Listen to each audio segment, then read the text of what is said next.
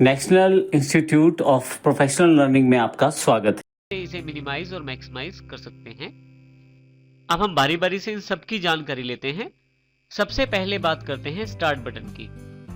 यहाँ हमारे पास start button available है। यदि आप इसे क्लिक करें तो आपके पास एक लिस्ट अवेलेबल हो जाती है जिसमें दो भाग हैं। यदि आप यहाँ ध्यान दें तो आपके पास यहाँ दो भाग अवेलेबल हो गए हैं। सबसे पहले लेफ्ट साइड जो व्हाइट कलर की बैकग्राउंड के साथ है, उसमें वो सभी प्रोग्राम्स जो आपके कंप्यूटर में इंस्टॉल्ड हैं उनकी जानकारी यहाँ अवेलेबल रहती है। इसी तरह से राइट हैंड साइड जिसकी बैकग्राउंड ग्रे है, जो ये वाला सेक्शन है, इनमें वो सभी इंपॉर्टेंट प्लेसेस होते हैं जो सेटिंग्स या लोकेशन से संबंधित होते हैं। सबसे पहले हम बात करते हैं लेफ्ट सेक्शन की।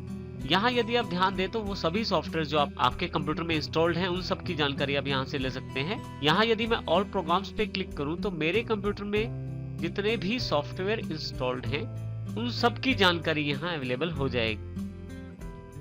जिस भी सॉफ्टवेयर को मैं खोलना चाहता हूँ उस सॉफ्टवेयर पर जाकर मैं उसको खोल सकता हूँ। उदाहरण के लिए जैसे मैंने Adobe Reader 9 खोलना है तो जैसे ही मैं क्लिक करता हूँ इस पे तो मेरे पास Adobe Reader ओपन हो जाता है। अभी मैं इसको यहाँ क्लोज का बटन है, यहाँ से इसे मैं क्लोज कर देता हूँ। इसी तरह से यदि मैं यहाँ दोबारा क्लिक करूँ तो फिर से लिस्ट अवेलेबल हो गई। यदि आप यहाँ ध्यान दें तो आपके पास यहाँ पे कुछ एप्लीकेशन के साथ यहाँ छोटा सा एरो दिखाया जा रहा है जो ये बताता है कि ये रिसेंटली एप्लीकेशन प्रयोग हुई है, कुछ समय पहले ही इस एप्लीकेशन का प्रयोग हुआ है और इसके साथ ही उनमें किन किन फाइलों का इस्तेमाल किया गया है उसकी जानकारी भी इस एरो के द्वारा दी गई है।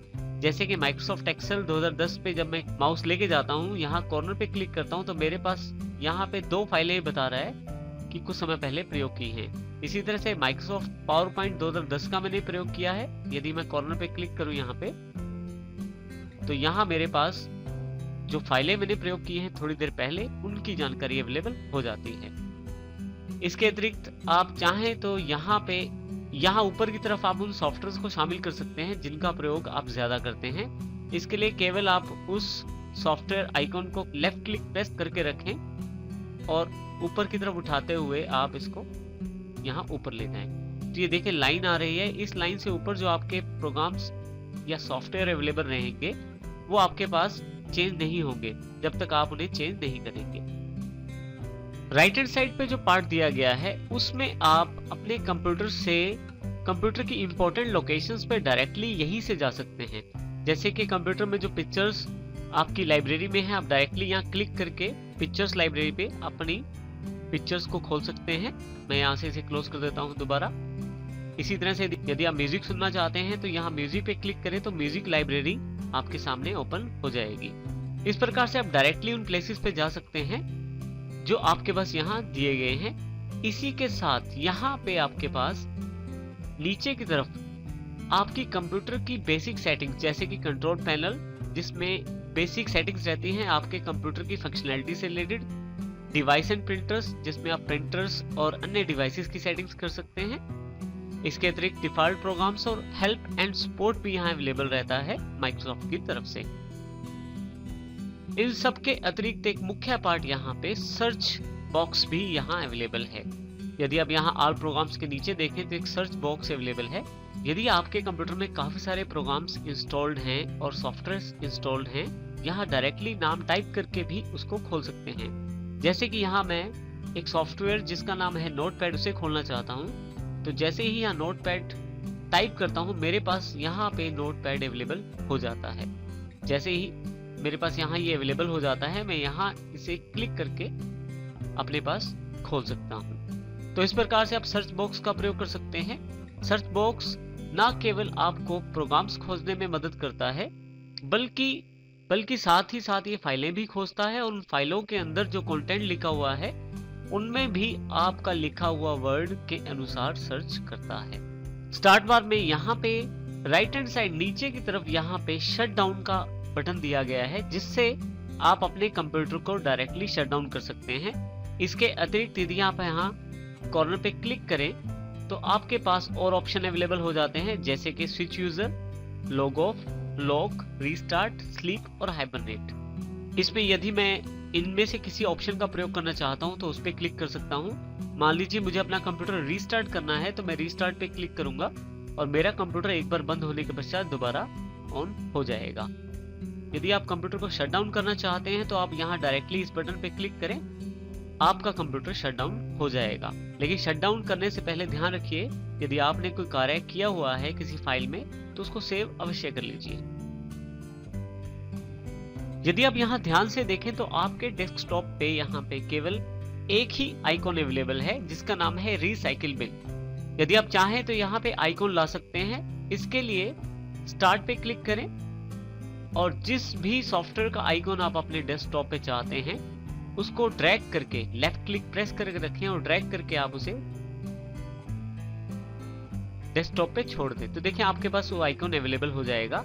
इसी तरह से आप जो सॉफ्टवेयर आप ज्यादा प्रयोग करते हैं या जो आपके लिए इंपॉर्टेंट है उन सॉफ्टवेयर्स को डायरेक्टली आप यहाँ प्लेस कर सकते हैं। इसी तरह से आइकॉन्स को यहाँ टास्क बार पे चाहते हैं तो इसके लिए आप फिर से जिस भी एप्लीकेशन या सॉफ्टवेयर को आप चाहते हैं कि आपके टास्क बार पे अवेलेबल रहे तो उसके लिए आप उस सॉफ्टवेयर या एप्लीकेशन पे राइट क्लिक करें और यहाँ पे पिन टू टास्क बार कर दें। जैसे आप पिन टू टास्क बार करते हैं तो आपके पास यहाँ पे एक आइकॉन अवेलेबल हो जाता है जो कि ये बताता है कि अब आपका जो आपने सॉफ्टवेयर पिन किया है वो आपके पास टास्क बार पे अवेलेबल हो गया है। इसी तरह से मैं यहाँ राइट क्लिक करके कैलकुलेटर को पिन टू टास्क बार कर देता हूँ तो देखिए मेरे पास यहाँ पे कैलकुलेटर भी अवेलेबल हो गया है। अब मान लीजिए मुझे यहाँ से ये नहीं चाहिए तो मैं राइट क्लिक करके इसको अनपिन कर सकता हूँ। जैसे ही unpin this program for taskbar पे क्लिक करूंगा मेरे पास ये वाला प्रोग्राम यहाँ से हट जाएगा। इसी प्रकार यदि आप देखें आइकॉन यदि आप नहीं चाहते हैं तो आप उन आइकॉन को सिलेक्ट करें।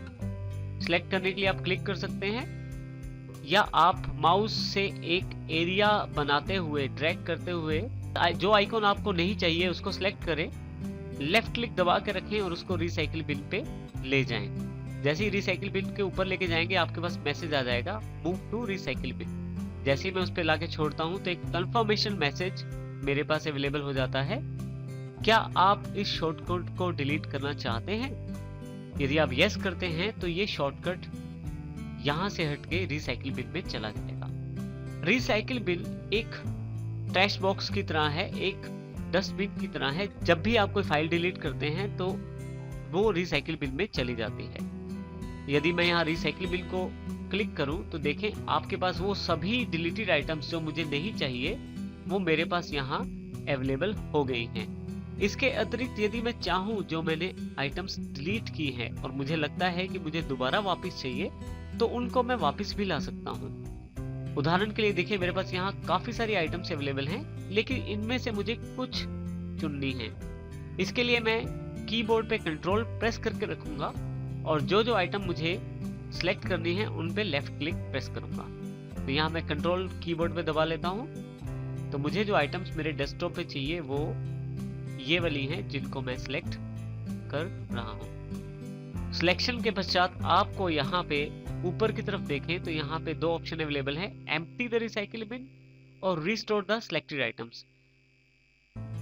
यदि आप अपनी सिलेक्टेड आइटम्स को रिसाइकिल बिन से भी हटाना चाहते हैं तो आप एम्प्टी द रिसाइकिल बिन पे क्लिक कर सकते हैं और यदि आप चाहते हैं जो आइटमें आपने सिलेक्ट की हैं उनको पे वापस लाया जाए तो उनको सिलेक्ट करने के पश्चात रिस्टोर द सिलेक्टेड आइटम्स पे क्लिक करें और यहाँ पे कंटिन्यू करें।